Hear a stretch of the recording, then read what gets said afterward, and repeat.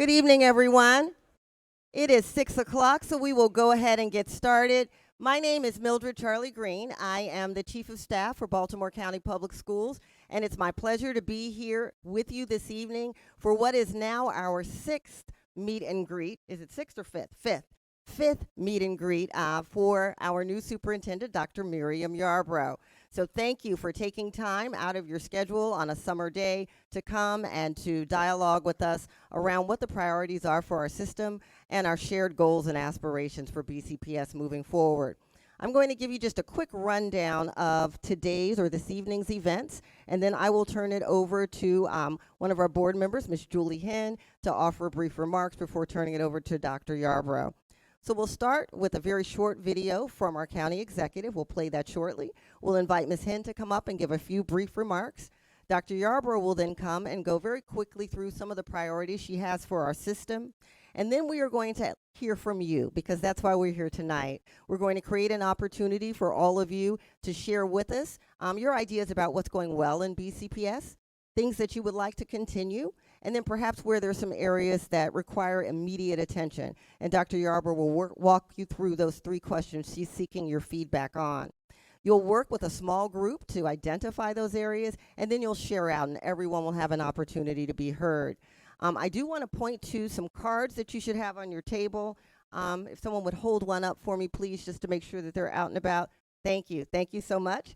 So those feedback cards, those are for you, just in case, for whatever reason, during the course of the evening, the question you have does not get asked, or if for whatever reason you feel better about handing that to someone and not having it addressed publicly, we're happy to address that. I do want to share that as we've been going to all of these feedback sessions, we have been capturing the comments that we've received, and we have been making certain that we are looking at trends, cataloging those, because they will be shared in full with Team BCPS. So your comments you will see reflected in that final feedback that we send to the overall system. And then when we are done with that group question and answer, or that group share out, we are going to open up for question and answer. And so we will hear from you directly about questions that you have. Dr. Yarbrough will here to answer those questions, and then she will offer some closing remarks before we leave. So that's the plan for this evening. Again, I want to thank you for being with us. I want to take a moment just to recognize some folks who've decided to join us tonight, and we're certainly pleased that they're present. If you could join me in welcoming Delegate Harry Bandari for joining us this evening. Delegate Carl Jackson. Delegate Nick Allen. Councilman David Marks. Our board members, Ms. Julie Henn and Christina Pumphrey. Thank you very much for joining us this evening. So at this time, I'm going to share with you a video from our county executive, and then we'll turn it over to Dr. Yarbrough. Hey folks, Baltimore County Executive Johnny O here, and I just want to thank you and Dr. Miriam Yarbrough for being present tonight as she conducts her town halls and her meet and greets as she prepares to become our new BCPS superintendent. I have to say I'm really excited about the future of the school system and working with her and all of you. As county executive, as a former teacher, and now as the parent of a second grader in our county school system. But I really just want to thank all the faculty and staff members for being here and all you do, the community members, and Dr. Yarbrough for being available and transparent and accessible in this process. I really look forward to all that we're going to do together in partnership in the years ahead. Thanks again for coming out tonight. Thank you. So those are a few words from our county executive, and at this time, I'm going to turn the mic over to Ms. Julie Henn to also offer comment. Thank you, Ms. Charlie Green. Good evening, everyone. Good evening. I know it's hot. Thanks for coming out. My name is Julie Henn. I proudly serve the 5th District as an elected member of the Board of Education of Baltimore County. So it's appropriate. This is our 5th meeting, right? 5th District? Get it? Okay. It's hot. It's okay. So on behalf of the board, I want to thank you for coming out tonight to the Meet the Superintendent event. The school system has planned a total of 8 meet and greets to provide members of the community opportunities to learn more about Dr. Yarbrough and her leadership priorities, ask questions, and share feedback. As she has assumed the role of superintendent on July 1, I know she's eager to connect with the community and learn about your experiences with BCPS as students, staff, parents, guardians, and caregivers. Members of the board will also attend these meetings because we too want to hear from you about what's working well and what areas you see for improvement. The board believes that Dr. Yarbrough has the experience, passion, and vision to serve BCPS. She is a thoughtful leader who is prepared to respond to the urgent needs of the school system. Particularly in the Northeast, she has accomplished quite a bit in improving student transportation, which I personally have appreciated. So please join me in giving a warm welcome to Dr. Miriam Yarbrough, our new superintendent.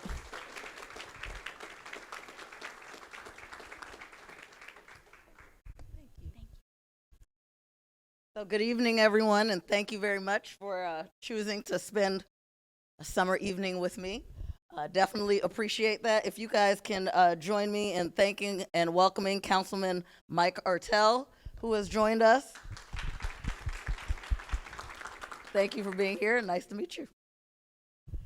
So as Ms. Charlie Green mentioned, I wanted to share a little bit with you about my core values, my leadership philosophy, as well as identified priorities before we move into hearing directly from you about your aspirations and identified challenges for Baltimore County Public Schools. So with that, we're going to get started. The first and probably the most important thing that I should share with everyone is that I'm a mom. I am a mom of 4 children. I have 2 boys and 2 girls. And in the way that I would have them, I have boy, girl. And all of them, despite being my children, are different. And depending on what age and what time, they have different needs as individuals. This is important because this is how I approach the work that I do every single day. So when I leave my 4 children and I'm responsible for 111,000 other students, I'm thinking about what do our students need. When we're making decisions, I'm thinking about students as individuals. What works for one might not work for all, but how is it that we're going to work together to respond to the needs of our students and by extension, our staff who are taking care of our students each and every single day. On this slide, you'll see my core values. And the first thing on the slide is about students. Students are at the heart and the center of everything we do. They are who we make our decisions for. And again, I come back to that includes our staff. Because at the end of the day, from our bus drivers who pick up 80,000 students to our cafeteria workers who are providing healthy meals for our students, to the teachers, the paraeducators in the classroom, our building service workers, it takes every single one of us, every single one of the leaders to make a difference in our building. And that's where our relationships come in. Our ability to interact with each other, to be open, to be honest, to really focus on what's in the best interest of our students is extremely important. Mutual accountability is something that's important to me. I'm accountable to you as you are accountable to me. We all need to come together to work on behalf of our students. You'll also see truth in action on the slide there. And I think in Ms. Henn's remarks, she talked about that being a priority. It's important for me to share with you what our truth is, to share with you our successes as well as share our challenges. Just because I share our challenges doesn't mean that we're going to stop there. What you can expect from me is after we share our challenges that you're able to engage in some of that problem solving and that we are articulating what are we going to do about those challenges and that you're kept apprised of those. Highest standard of excellence. It is my goal that no matter what school you go to, no matter what office you call on, that you receive the same standard of excellence across Team BCPS. That means for us, as a school system, we're going to have to work on infrastructure. We're going to have to work on professional development. We're going to have to make sure that all of our staff has the tools, resources, and opportunities for professional learning that they need so that we can be consistent across Team BCPS. And finally, on that slide is what we're here for. Really, I want to hear everyone's voices. I want you to feel safe and to engage directly with me, to engage directly with all members of Team BCPS, so that after we are engaging with each other and you are empowered to speak your truth, as I said, we can problem solve together so we can move forward. This next slide really speaks to our priorities. And before I share our direct priorities, I want to touch a little bit about the work of our transition team. About a week or a week and a half ago, it was announced that we have a 39-member transition team. 39-member transition team of experts that are providing an operational report. Those experts on that team represent external stakeholders that have wide experiences with other large school districts or across the state of Maryland. They represent historical institutional knowledge about Baltimore County Public Schools. To me, that's a huge testament to us when we have retirees who are willing to serve on the transition team to show their dedication and commitment to Team BCPS, as well as in-house staff. We're talking about principals, we're talking about teachers, we're talking about support personnel who are on the team, including our champions this year.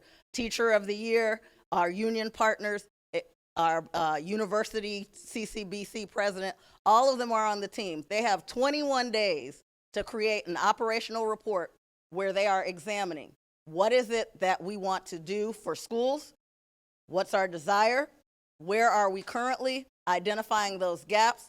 It's going to be a very user-friendly report where they're going to share short-term recommendations that you can expect for us to turn around in less than a year, as well as long-term recommendations that are going to take a little more work.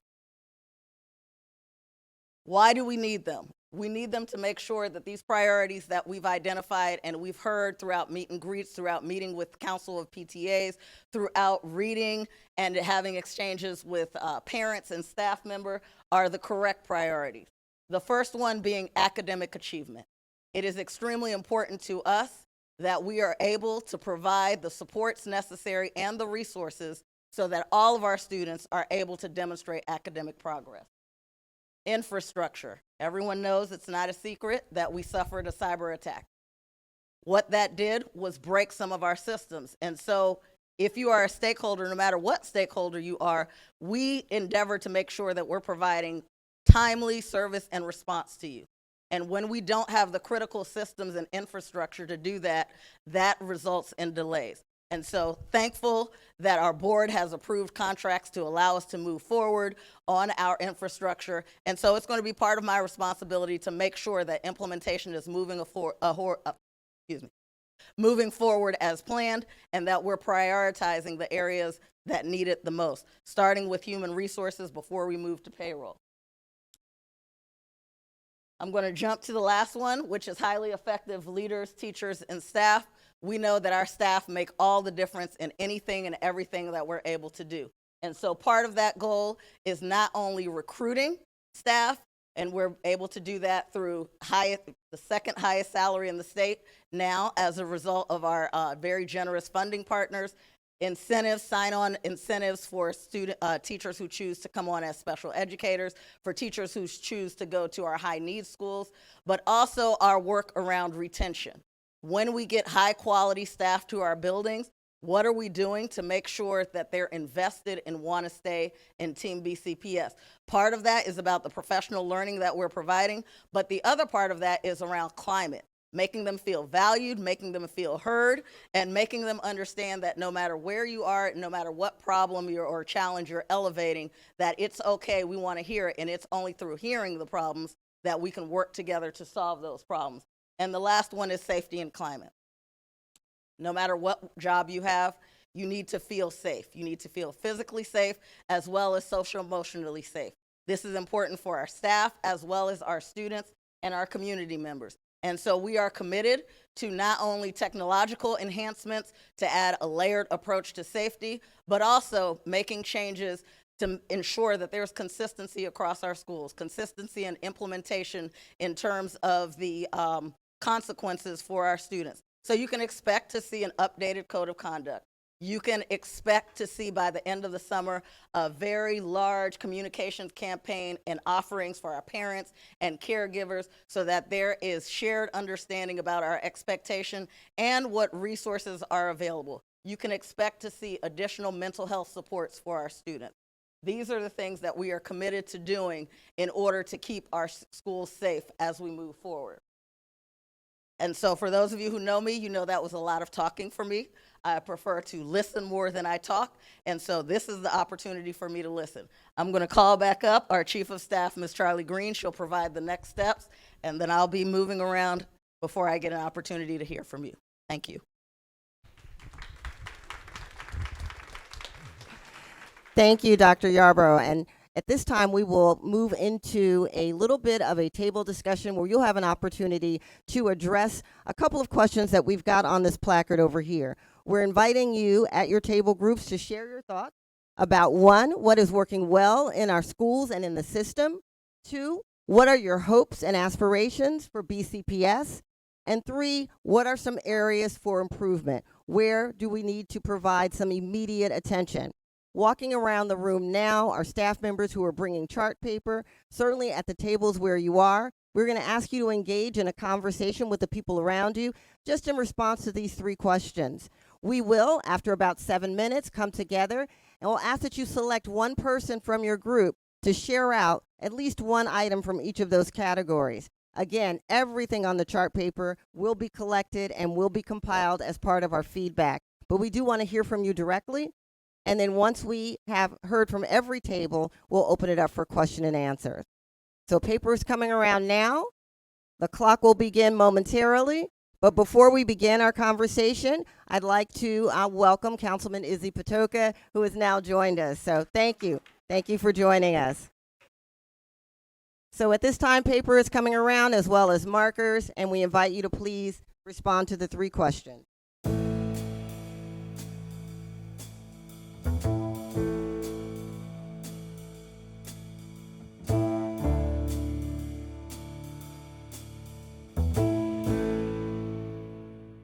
And so we are about to begin, but prior to doing that, I do want to acknowledge one additional person, Miss Juliana Valencia Banks, who is with us. She is the Immigration Affairs Outreach Coordinator in the County Executive's Office. And so thank you for joining us. Again, so pleased that so many were able to join us tonight. So I turn it over to you, gentlemen. Would you like to start us off, Mo? Go right ahead. Hi, everyone. My name's Irvin Gonzalez, and I'm reporting out with our wonderful group over here. And just a few things, something that the parents at our table said that the county does well is the way the staff really supports and cares for their student. And that's something that they will continue to like to see. And then aspirations is to provide more resources for parents to help engage with the kids while they're going through school. And those resources to be multilingual for the different diverse groups that we have in our community. Thank you. And that was it. Thank you.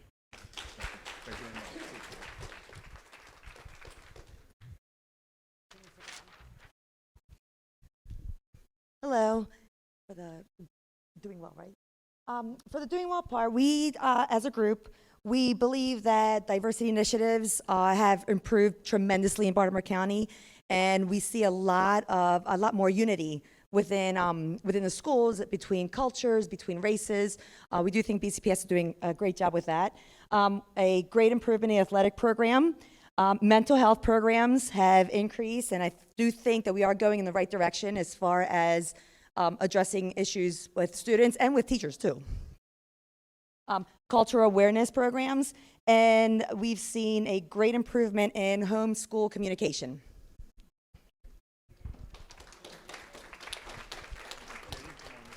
You want to hold it? Okay. Hello, everyone. My name is Precious Stith. And one thing, we talked about a couple things, but the one thing that we do think BCPS is doing well is providing a great staff and retaining great staff, which we think both are equally important. In terms of aspirations, my daughter Sydney here said that she thinks better snacks in the vending machines is super important, which she would like to see happen very sooner rather than later. Also, in terms of what we like to see in the future, we think more time dedicated to community outreach, things such as this, and also addressing the overcrowding, which comes kind of hand in hand, so that if there's a forum that's provided where parents and students could voice their opinions about how they feel about overcrowding, and then an actionable plan put in place to carry out those and address those issues would be awesome to see. Hi, we came together as a group of parents and staff members, and we decided that one thing that Baltimore County does well is community outreach within our schools, in addition to having teachers and staff that were also part of the Baltimore County community. One thing moving forward we would like to see is support with gaps in instruction due to COVID and some of those problems. We also wanted to focus on growth and progress rather than data points all of the time, because our kids are more than just a piece of data. And finally, we would like to see some more supports for behavior and SEL.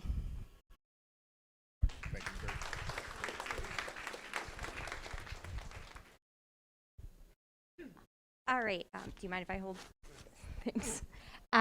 So for positives, several of ours already said, but we have incredible students in BCPS, even just looking at the artwork in this cafeteria. Our hopes moving forward, system-wide financial literacy for students, 21st century literacy skills such as coding and AI, fully staffed schools including subs, and funding for additional resources such as libraries. And our areas for improvement were discipline and school safety and transportation. So we had a nice diverse group of parents, community people, as well as staff, and we do think that most of our positive experience have been with teachers.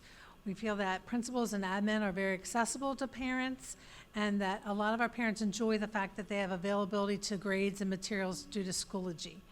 One of the things we are looking forward to is leadership with honesty and transparency, communication to include more in-person communication, also improving academic achievement, really trying to find a way to get students to come to school to learn so they're engaged. We're also looking for equity between special education, related services, and teachers, and most importantly, safety for our children, especially mental wellness.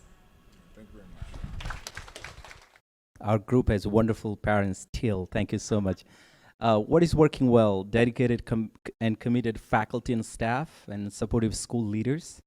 And new buildings are working well as well. Collaborative professional development.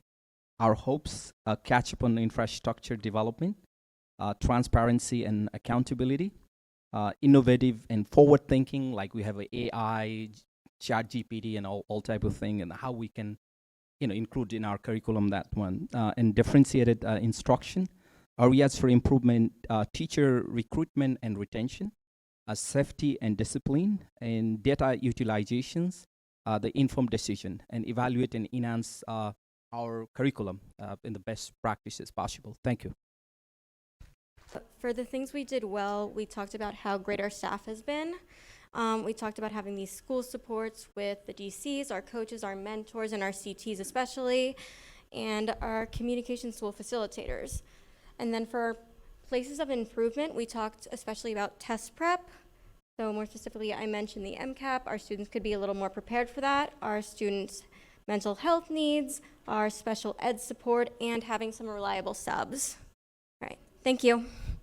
Hello, my name's Katie, and we didn't section this right, but do well. I guess I would say we do have good teachers and staff at BCPS.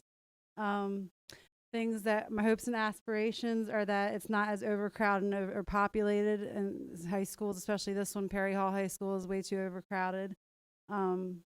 And there's too much fighting going on, so needs a little more consequences. And she said, like, why is negative behavior not being addressed so much? We do need counselors and more social workers.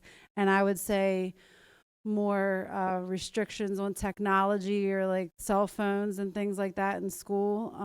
Maybe you should drop them off in the classroom before you start class or something like that, so they can't even hold them.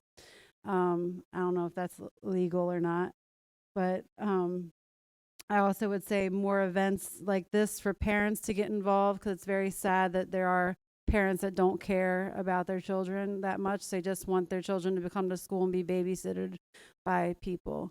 And I think I've been saying for a long time that teachers need higher pay or a paid vacation, because they are babysitting children and they are the most important. And like this little sticker says on my water bottle, teachers make all other occupations possible. So teachers are very important for everything, for our lives. I'm Councilman David Marks, and this is my alma mater, and I want to thank you for coming to this. I want to thank you for the very constructive comments. Agree with many of them. Differentiated instruction, which means we are teaching to the various groups in our school population. Special education needs to be a priority. I'm a special educator in Harford County Public Schools.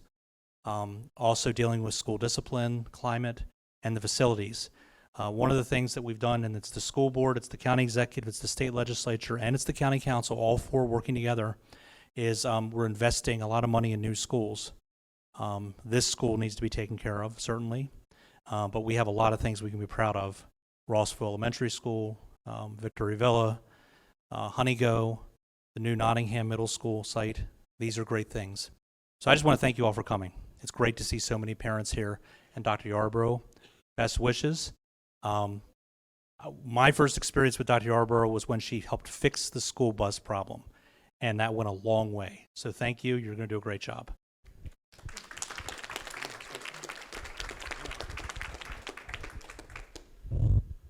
All right. Well, thank you. Thank you, sir, for your comments, and thank you, everyone, for your comments. As I indicated earlier, they will be compiled and captured, so you will see those. At this time, I will turn it over to Dr. Yarbrough, who, if past practice is any indicator, will open it up for question and answer and then close with some remarks related to things that she's heard tonight. Dr. Yarbrough. Thank you. Thank you again for all of you. At this time, I want to open it up if you have any general questions for me. Dr. Ferrone? I really thank you for taking the job, and I want to congratulate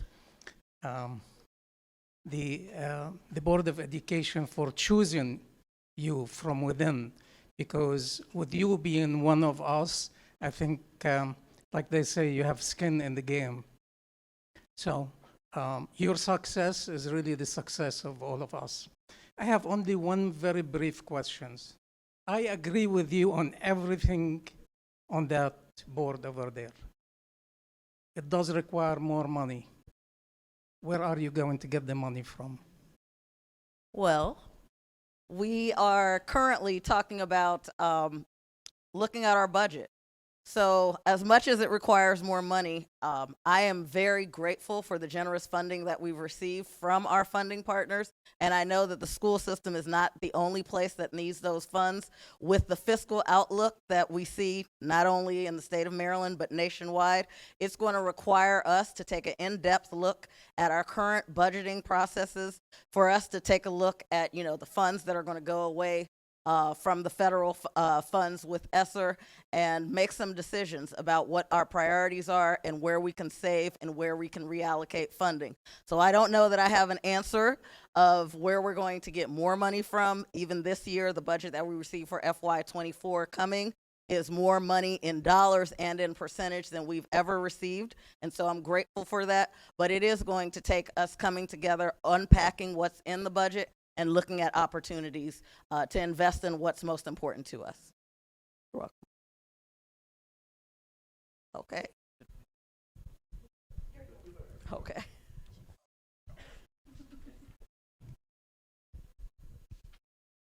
Hi, so I'm a teacher in the system. One of my biggest concerns is the grading policy. And I'm just curious, have you had a chance to look through the policy? Are you familiar with the policy? And is there room in your agenda to maybe go through and revamp it with more input from teachers? So yes, I'm familiar with the policy. Yes, I've had an opportunity to go through it. In the past, I was part of the committee, as there's regular annual practice with a variety of stakeholders that gives feedback and input. I would say that my first order of business in terms of responding to the grading and reporting policy would be to speak to the team that currently is responsible for the grading and reporting policy. I know there were a series of meetings held this year to gather input from a variety of stakeholders, internal and external. And so this year I was not on that committee. So I would want to learn a little bit more about that and what some of that direct feedback is. I'm also aware that there are some concerns from staff members and from some families and, even students, our older students, around the grading and reporting policy. So I'm definitely open to conversations, but I would love to hear more about what our specific feedback has been. And I am sure that the group has addressed, if not all of the feedback, definitely aspects of the feedback in the new grading and reporting manual that I believe is coming out this school year. Yes, and I got the nod from curriculum and instruction that it is coming out this year. You're welcome. Okay, the immigrant community in Baltimore County Public School is increased right now, And we are talking about not only the Spanish community, we are talking about French speakers. And what do you think about that kind of liaison with parents and the school? Do you think we will get more bilingual or multilingual people to help to the parents? So thank you for your question. We certainly are going to be doing our best to recruit more multilingual staff members. And part of the feedback that we've received at the meet and greets, our families are appreciative of the technology that translates, but want some more face-to-face individuals. And so we're going to be creative about how do we leverage current staff members that maybe work in other departments that can be certified to serve as interpreters, as well as increased recruitment efforts. But in terms of making sure that everyone feels welcomed and that we're going to continue to expand our efforts that we've already started in our communications and family engagement, that's definitely a part of our work. You're welcome. Sorry, on that question about ESOL students, were you thinking about creating some sort of program for teachers that are open or are partially multilingual and want to learn and be able to communicate with their students better? So something that they could do in school to be better at communicating with their students. That's music to my ears, absolutely. One of the things that we talked about yesterday was making sure that we're infusing academic language across all of our classes. We've talked about developing our professional learning programs so that we can meet the needs of our students. And so part of that is making sure that all teachers have the capacity to help our multilingual learners who are, we're grateful they're coming back to the secondary school buildings in their neighborhoods, but it's also making sure that all of our general content teachers have the capacity to address the needs of our special education students or students receiving special education services who are in our inclusion classes. So yes, absolutely, those are on the list. We have a new director of teacher development that was just announced, I think less than a week ago or about a week ago, coming directly from the high school principalship. And so she is very familiar with what the needs are in schools and very excited about expanding our offering. Thank you. You're welcome. Okay. Hi, Dr. Yerber. How are you? My Good. name is How are Scott you? Jenkins. I went to Parkville High School. Sorry, David. I still, state basketball champs. I still got to be impartial to my school. I guess my concern is, and it's been brought up at some of the school board meetings, that it feels like, at least in the previous administration and through the last few months, that it seems like there's not a partnership between parents and students and the central office. It feels like everything turns into a fight. I have an issue, it's a small school bus issue. It's gone on 18 months. And if I talk to my school board member, they've got to recuse themselves. So it feels like you're just screaming to the outside world and nothing's there. Same with the boundary study. We worked hard. Some of the people in this room, I think you can see Perry Hall shows up, the other school areas show up. And it had no public opposition. I think we know with 30,000 children, our parents would show up if they were concerned. I guess my question is, why has it taken 2 months since the board got the policy that was overwhelmingly supported? And how do we get that done? And then how do we move forward with better communication between the upper echelon of the school system and parents and students? So thank you for that question. First, I would say that it's not in my nature to fight. It's in my nature to take care of students. And so anyone who wants to be a part of that solution, I welcome their viewpoints, even if they are opposing viewpoints. It's very important to me that we share what the concerns are, and it's only through that we can also share what some potential solutions are. So I can't speak to exactly, what has happened in the last 18 months, but I can share that with you about, how I operate and what my leadership style is. The other part of your question was around the boundary study, and you said over 2 months. And so part of our process is that when there's a boundary study recommendation, that the team from facilities and strategic planning will come and present it to the board. Never on that first night, as part of our process, is there a vote. There's an opportunity to share the information with the public.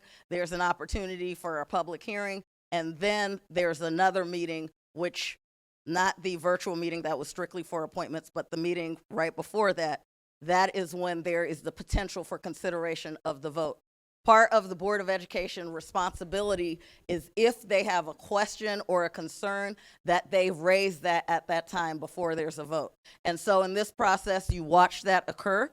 It is my understanding, and we have firm commitment from our board leadership, that the item is on the July 11th, which is next Tuesday's agenda, for consideration for a vote. And so I would say that I have to believe and trust in the process, and I have to believe that when we have board members who have concerns and questions about making sure that everyone's a part of the decision, that we as a school system have the responsibility to go back and get that information, bring it back for everyone, which is what you're going to see happen on Tuesday night. There was a request for an impact study. That impact study was done. The impact will be shared with all members of Team BCPS, and after the board is satisfied that their questions have been responded to, then they'll move forward with their regular process.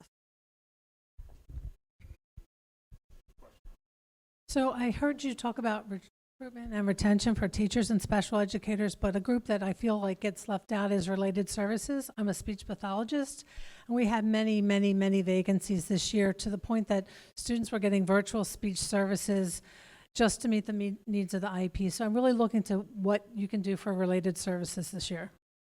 So I don't have a specific response or a plan, other than I can tell you that that is an area of concern. We have been sharing, Dr. Kim Ferguson has also raised that. And so we're going to problem solve and brainstorm.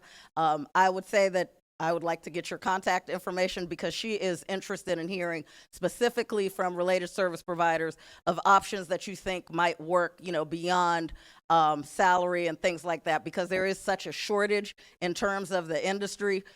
We would love to hear from you some feedback and some input about what you think might work, so we can move away from, those hybrid services where we're providing via Google Meets and things like that. So happy to hear from you and happy to partner with you on that.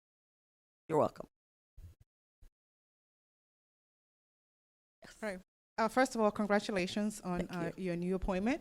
So my question is regarding the current issue of students bypassing the security measures that have been installed on their BCPS devices. And I know, as much as we want to encourage good digital citizenship, what is it? And I think this issue was in the news too. Sometimes I heard some time back, and also on a Facebook group where a parent complained that their daughter or son is able to bypass these security features on their computer in the classroom, and actually sometimes engage in online chatting with God knows who during instruction. So what do you think, how do you think you want to address that going forward? And in sort of what time frame do you think such thing can be addressed? Thank you. You're welcome. I appreciate you raising that. That's going to be a problem that we have to solve together. It's not going to be a problem that only the Department of Information Technology can solve. So part of it is that, they add the firewalls. We have the funding to provide those extra layers of protection, but there are some sites that students need to get to in earnest for education, that if you block them all the way, you're doing that. So part of that partnership is that we are holding students accountable for going beyond those sites, that we're responsible, that as parents and caregivers, we're reinforcing the message in terms of what they should be doing at school. But at school, when we find out that students are violating those expectations, that we're consistent in terms of, loss of privileges, and perhaps students might need to use alternative means to get to the information that they need for a specified period of time. But that's one of those more difficult issues, especially as we move forward with artificial intelligence, I think it's ChatGPT, and things of that nature. That's going to become more complex, and it's really going to take all of us being very specific and very open and honest with our students about what our expectations are for them to behave responsibly when they're online, and when we see instances that students make a different choice, that we're responding to it swiftly. You're welcome. Just a little question. I'm a fitness trainer myself, just started working. Could we, I don't know what really happens in the health or gym classes. I know in my gym class growing up, we just played kickball all the time. So could you get a little more serious about like maybe doing like fitness challenges? Because that would help with mental health, I think, too, with children, like doing just, a little more serious about health. Because I know health and gym is just kind of like health and gym class. Like, people don't care about it as much. They don't care about their grade in health and fitness or gym class that much. So not just playing the kids that don't play sports and things like that, like maybe doing some more serious fitness or health challenges that they could get graded on and things like that, like just to be a little more, I don't know, not really a question, just, but I don't know. Just No, something I just appreciate- thought of. I just was thinking here. Thank you. Because No, I've I been wanting to have a appreciate that. kids fitness event. I was thinking of like Patterson Park or something, like having a huge like spring fitness event for kids and mothers or something to come to. I don't know how I would get that started or anything like that, but I think fitness and health and fitness is definitely, even for us as adults, it's definitely a part of mental health. So, and I know there's kids that struggle with that a lot too.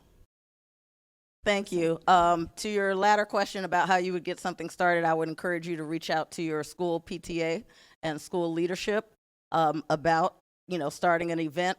In terms of health and fitness, I think the entire team that's responsible in curriculum instruction for health and fitness would be remiss if I didn't highlight that there is a curriculum. No longer are the days where students only play kickball, although I played a lot of kickball growing up in PE. They do many things, and particularly at the high school level, there are a variety of health and fitness classes, everything from yoga, aerobics, tennis, you name it, the students have the opportunity to do it. And I would say that for the challenges, the fitness challenges where we do more of that is across our adults to respond to the mental health needs. But you raise a good point, and I'm wondering if we can, contact our PTAs to help encourage some of that in our schools with the students outside of the classroom. So thank you. Hi, in general, I'd like to ask about how the school system is preparing to cope with climate change. Specifically, I'm considering the increasing number of code red air quality days or bad weather days that have resulted in more indoor recess. As a parent of a rising fourth grader, I'm concerned about their opportunity to run around in a space that's not their classroom, not their gymnasium, not their lunchroom. Thanks. So I thank you for that, and I would say that we're going to take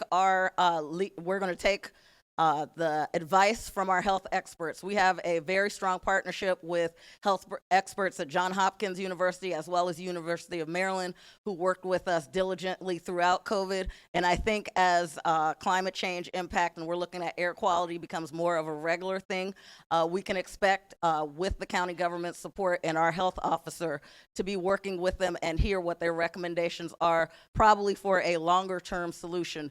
Because as you said, it's very important for our students, not only physically, but also their mental health, to have opportunities throughout the day to, run around and just release the energy. So, look for that information, but I think we have very strong partners in the health services. Thank you. Hi, I have a question regarding overcrowding, especially at the high school level. I know that we recently underwent a study and had a recommendation offered as far as the Northeast region, which we're with Overly High School. And so I was just wondering what the plan is to address the overcrowding of the high schools in the Northeast region, if there has been a decision made or when we can expect one. So there is a comprehensive plan on our website, My iPass, that details all of our facilities project. There's the student counts report that talks about, the overcrowding, what you can expect to see in 10 years. Right now, we have an approach where we're looking at state-rated capacity versus the actual number of students, and then by priority area, we do the boundary studies. One of the discussions that I'm going to have with members of the Board of Education over this summer is around a more systematic approach, where we're taking a look, and it's predictable by communities perhaps, of when we're going to be looking at those numbers so that you're not waiting to get to state-rated capacity. When we look at some practices across larger school districts, many of them, that's their practice, and families know what to expect. For the vast majority of those schools, it's just a check mark, everything's fine, but every once in a while you're ready, you know that we're going to address it. We have some successful short-term strategies, but when we're looking at long-term strategies and leveraging those tight funds, in order to help us prioritize, it's probably better for us to take a more systematic approach. And so, after I meet with the Board of Education, which we are doing very soon, when we come to some agreements, I am sure we will be sharing with Team BCPS. We'll be getting input from you based on some of our ideas and working with the facilities and strategic planning team to get your input and your feedback before we move forward with any changes to that. But definitely on the radar, because part of safety and climate is making sure you're as comfortable as possible so that you can engage in high quality learning based on what your teachers are teaching. So thank you for that. Hello, congratulations, Dr. Yarborough. And I'm Councilman Izzy Patoka, and I thought your question about overcrowding was excellent. And while there's not a short-term solution, my colleagues on the council, Councilman Marks, Councilman Ertel, we've been talking about updating our adequate public facilities ordinance so that developers aren't putting 115 students into 100 seats. And so, I think that my colleagues were really serious about it, and in the near future, look out for it. And we'll need your support as we move it through the legislative process. And again, congratulations, Dr. Yarborough. Yes, thank you very much. I'll just add one thing for 30 seconds. One of the things we've also tried to do in the Northeast is have senior restricted housing. 25% of our population is senior citizen. So new projects coming online, such as the Gerst Farm development in Perry Hall, will all be 55 and older, which helps lighten the impact of school overcrowding, but also helps us address a need for a large part of our population.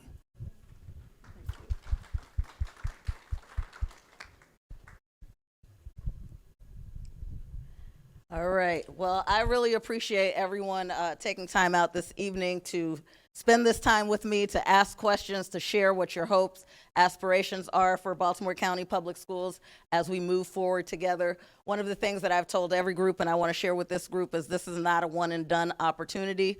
After the community meet and greets, you can expect that there will be regular communication with you, regular opportunities for us to share our plans moving forward, and for you to share direct feedback with me as well as members of the team. Specifically from this meet and greet, some of the trends heard this evening were around how do we provide resources and supports for our students receiving special education services, as well as our multilingual learners.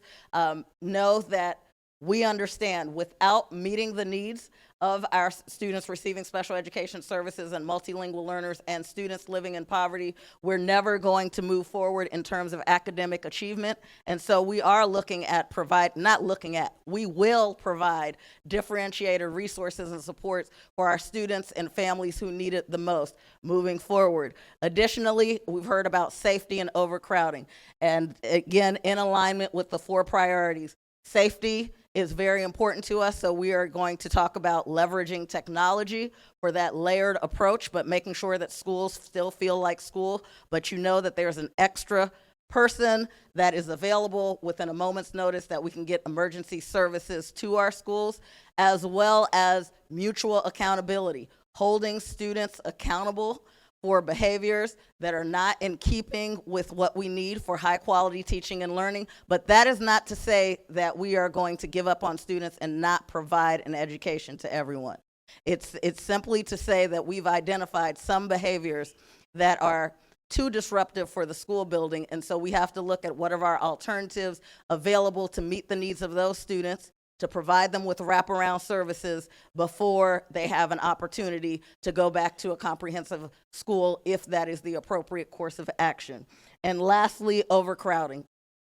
I think you guys know part of my previous responsibility was over operations. And so I am very familiar with the process for boundary studies. I'm very familiar with how we respond to overcrowding, both short-term and long-term strategies. I have heard loud and clear from our members of the Board of Education, as well as our community, that there is a request to make sure that our process is open, it's transparent, there's communication along the way, as well as that we're hearing from every single voice in all communities, so that when we do bring a recommendation to the table, we are certain that we are representing what is in the collective best interest of every student that we serve.